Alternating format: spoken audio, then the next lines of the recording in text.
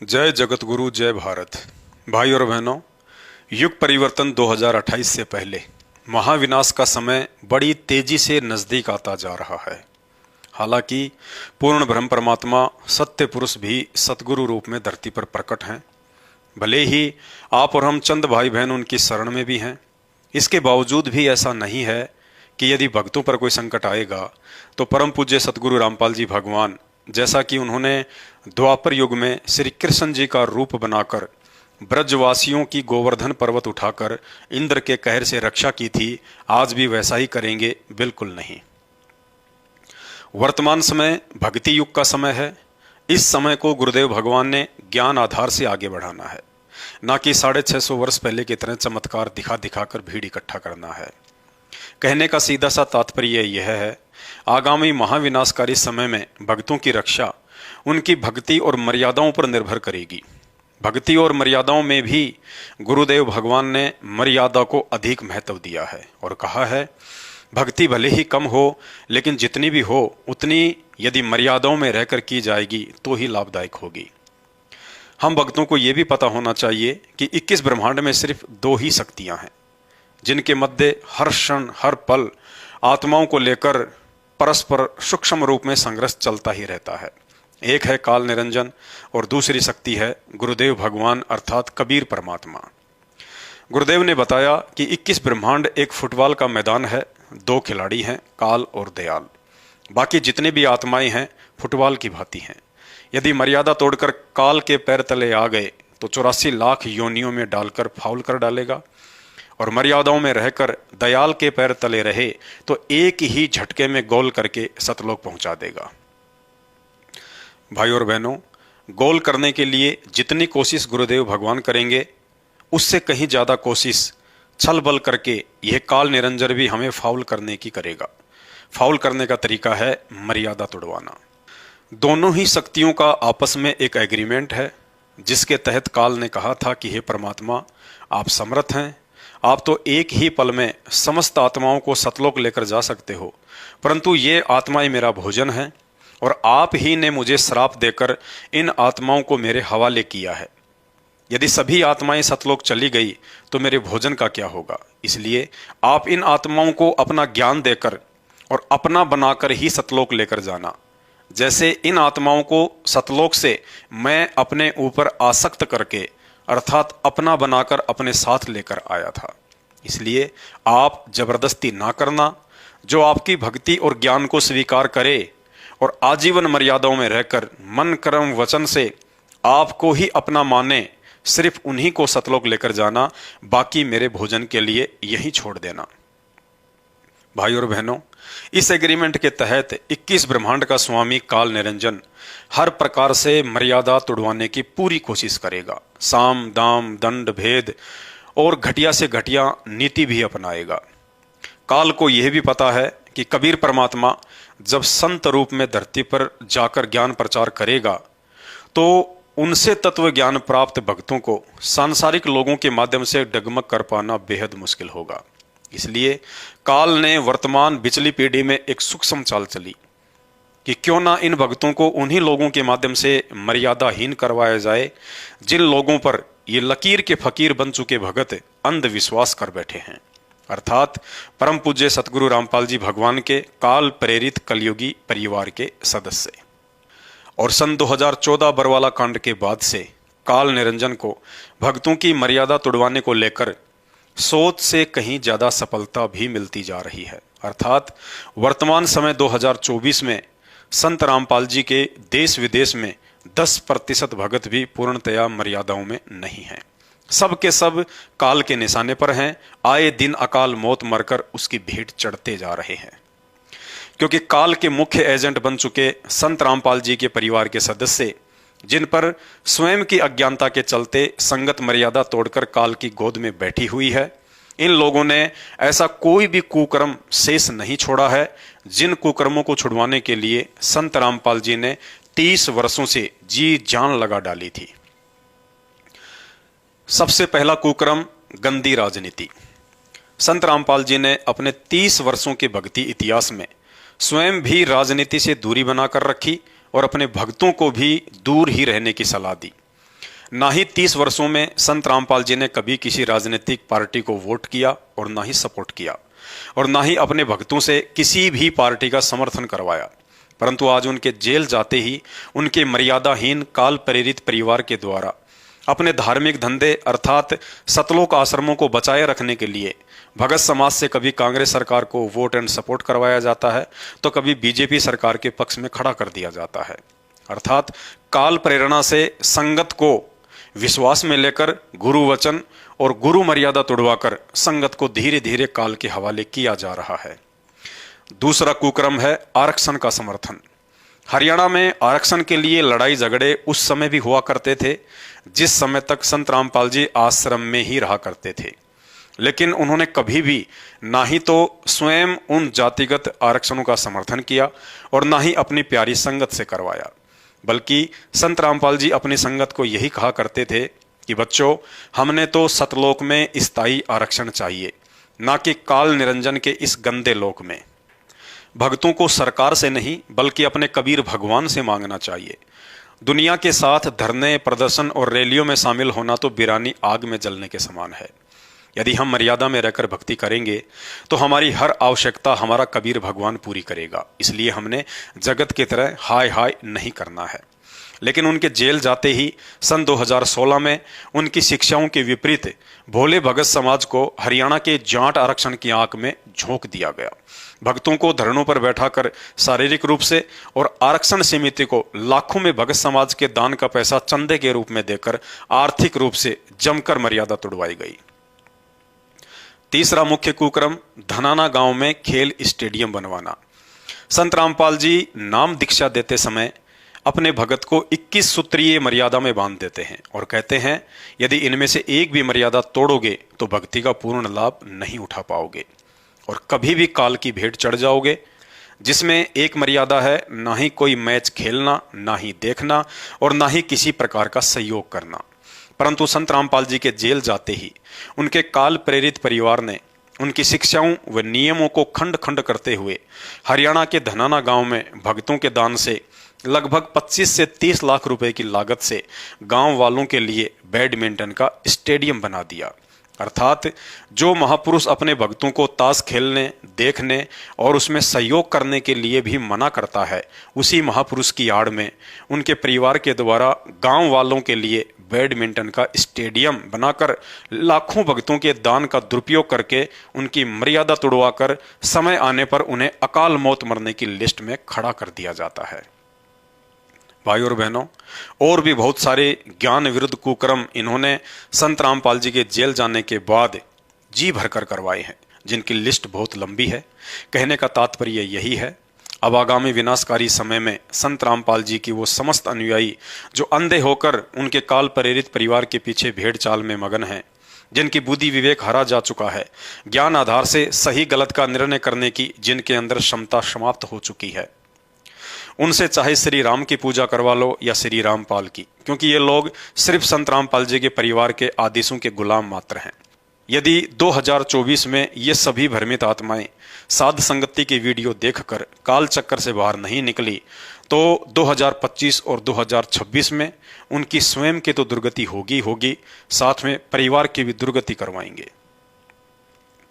पूर्ण परमेश्वर सतगुरु रामपाल जी भगवान की प्रेरणा से हम साध संगति से जुड़े हुए सत्सेवक एक बार फिर मर्यादित भक्ति से भटक चुकी आत्माओं के लिए भक्ति और मर्यादाओं को लेकर प्रतिदिन एक एक वीडियो बनाकर उन्हें काल के मुख से निकालने का प्रयास करेंगे। तो चलिए आज के वीडियो के माध्यम से विधिवत तरीके से तीनों समय की आरती करने के विषय में जानने का प्रयास करेंगे।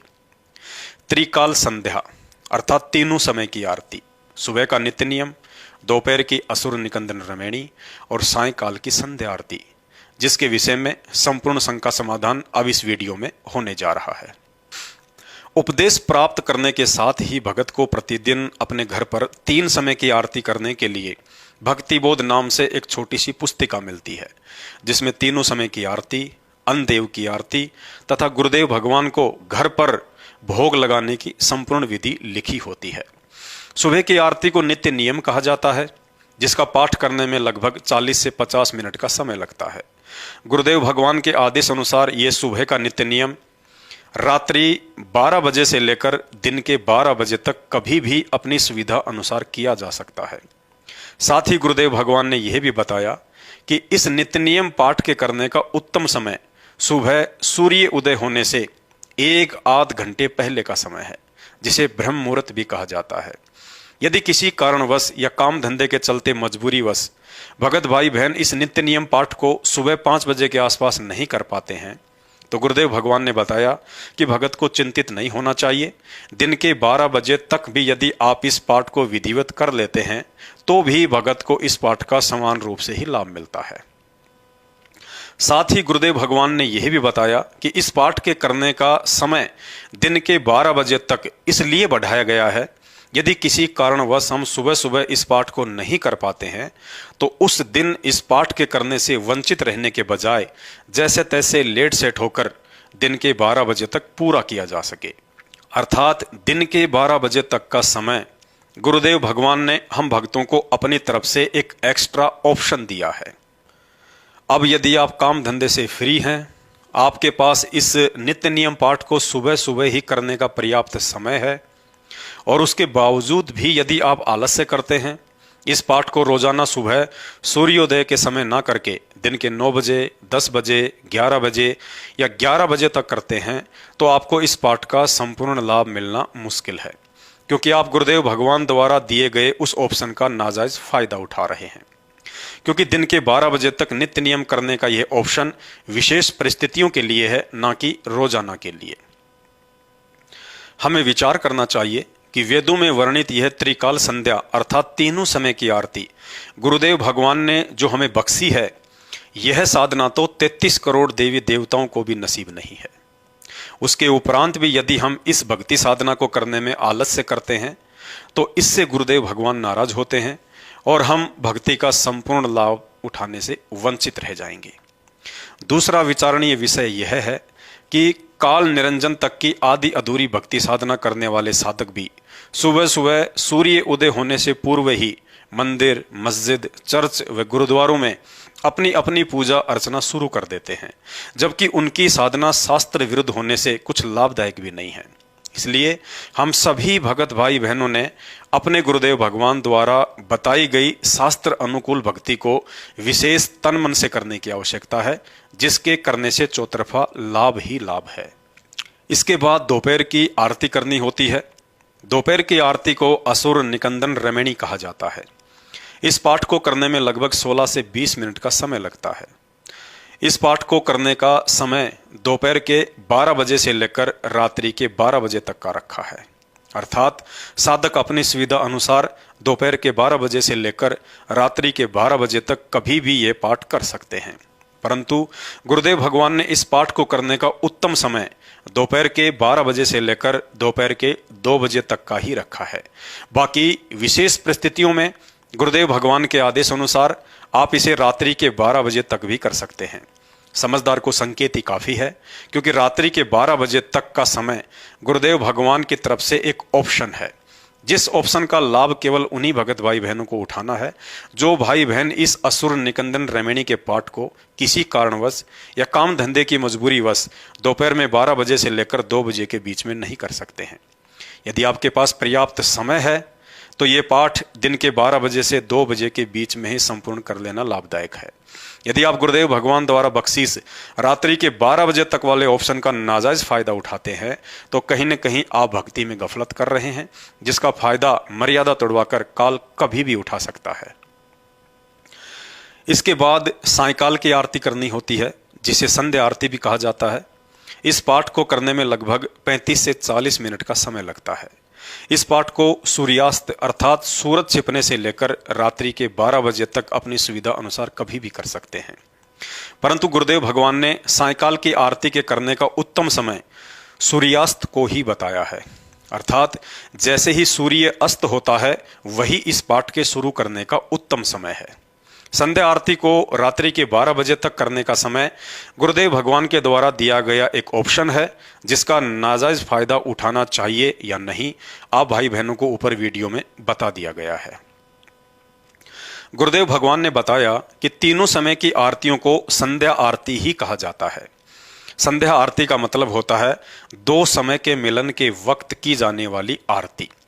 जैसे यदि हम सुबह के नित्य नियम का पाठ सूर्य उदय होने से एक आध घंटा पहले ही शुरू कर देते हैं तो वह समय नित्य नियम का उत्तम समय है, क्योंकि उस वक्त रात्रि का समय समाप्त और सुबह का समय शुरू होता है, अर्थात दो समय का मिलन हो रहा है, जिसे संध्या काल कहा जाता है। इसलिए सुबह के नित्य नियम को भी संध्या आरती ही कहा जाता है।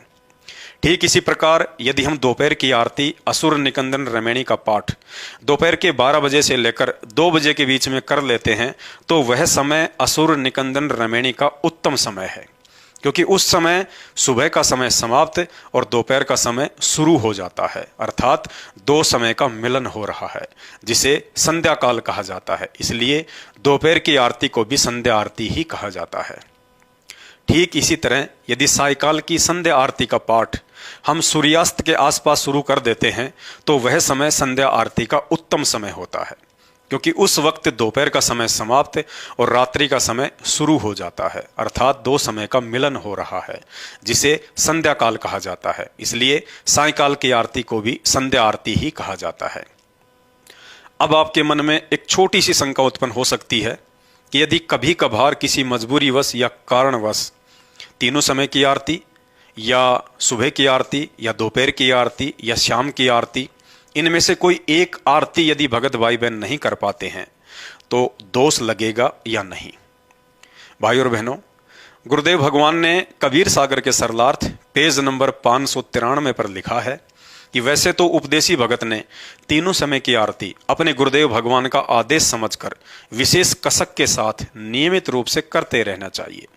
यदि कभी कभार किन्हीं विशेष परिस्थितियों में भूलवश या मजबूरीवश आरती नहीं कर पाते हैं तो ऐसी स्थिति में दोष नहीं लगता है, बशर्ते उस भूल के लिए गुरुदेव भगवान को दंडवत प्रणाम करके तुरंत क्षमा याचना भी करनी चाहिए और कोशिश करें कि आगे से ऐसी भूल ना हो। परंतु आप एक पुराने भगत हैं, आपको सतनाम या सारनाम भी प्राप्त है, आपको तत्व ज्ञान और भक्ति मार्ग अच्छे से समझ में आ चुका है, तो फिर आपको गुरुदेव भगवान का वह वचन भी याद रखना होगा। परंतु आप एक पुराने भगत हैं, आपको सतनाम या सारनाम भी प्राप्त हो चुका है, आपको तत्व ज्ञान और भक्ति मार्ग भी अच्छे से समझ में आ चुका है, तो फिर आपको गुरुदेव भगवान का वह वचन भी याद रखना होगा कि नर संसारी लगन में दुख सह करोड़ा, परमारथ के कारण जितना सहो उतना थोड़ा। अर्थात ज्ञान समझ में आ जाने के बाद एक भगत ने अपनी भक्ति क्रियाओं से अधिक किसी भी सांसारिक कार्य को महत्व नहीं देना है। सबसे पहले परमात्मा का काम, उसके बाद सांसारिक काम। गुरुदेव भगवान ने बताया कि सांसारिक काम भी परमात्मा की भक्ति करते रहने से ही सफल होते हैं। ये हमारी महाभूल है कि हम अपने सामर्थ्य या प्रयासों से किसी बिगड़े हुए कार्य को सुधार सकते हैं। अर्थात जिस दिन आपको ये भक्ति मार्ग पूर्णतया समझ में आ जाएगा और अपने आत्म कल्याण के प्रति आप सजग हो जाएंगे तो उसी दिन से आपके स्वभाव में यह बात शामिल हो जाएगी कि अपने आत्म कल्याण का कार्य पहले और सांसारिक कार्य बाद में। अर्थात उसके बाद भक्ति में आपसे कभी भी भूल नहीं हो सकती। गुरुदेव भगवान ने यहाँ तक कह रखा है, यदि परिवार या रिश्तेदारी में किसी की मौत हो जाती है तो भी भगत ने अपनी तीनों समय की आरती व मंत्रों का जाप करना नहीं भूलना चाहिए। गुरुदेव भगवान कहते हैं, गरीब कच्चा हीरा कृच हो नहीं सहे घनमार, ऐसा ये मन हो रहा लेखा ले करतार। यदि भगत मर्यादा में है और भक्ति करते करते भी उसके सामने कुछ विशेष परिस्थितियां पैदा हो जाती हैं तो यह सोचकर धैर्य और विवेक से काम लेना चाहिए कि अवश्य इस समय गुरुदेव भगवान द्वारा मेरी परीक्षा ली जा रही है और मुझे इन परिस्थितियों से विचलित होने के बजाय गुरुदेव पर विश्वास रखकर अपनी भक्ति पर दृढ़ बने रहना है। और ये विचार करना चाहिए कि इस तरह के छोटे मोटे संकट और परिस्थितियां तो उस समय भी हमारे सामने आती थी जिस समय हमने गुरुदेव भगवान की शरण भी ग्रहण नहीं की थी, जबकि आज तो समर्थ गुरुदेव भगवान का आशीर्वाद भरा पंजा सदैव हमारे साथ में है। सच्चा सतगुरु कभी भी अपने मर्यादित भगत को दुखी नहीं देख सकता है। अवश्य ही यह मेरी परीक्षा है और कुछ ही समय बाद जब वह संकट आपका गुजर जाएगा तो हमें स्पष्ट आभास होगा। यदि उस समय उन परिस्थितियों में विचलित होकर मैं अपना धर्म कर्म छोड़ देता, मन में कच्चापन ले आता या गुरुदेव के प्रति मन में कोई शंका या दोष पाल लेता, तो मेरी बनी बनाई भक्ति का सत्यानाश निश्चित था। और जो भाई बहन ऐसी परिस्थितियों को गुरुदेव भगवान का प्रसाद समझकर ग्रहण करते हैं, उनके अंदर तो पहले से कहीं अधिक दृढ़ता और विश्वास पैदा होता चला जाता है। भाई और बहनों, 2028 तक का समय गुरुदेव भगवान द्वारा युग परिवर्तन का समय निर्धारित किया हुआ है।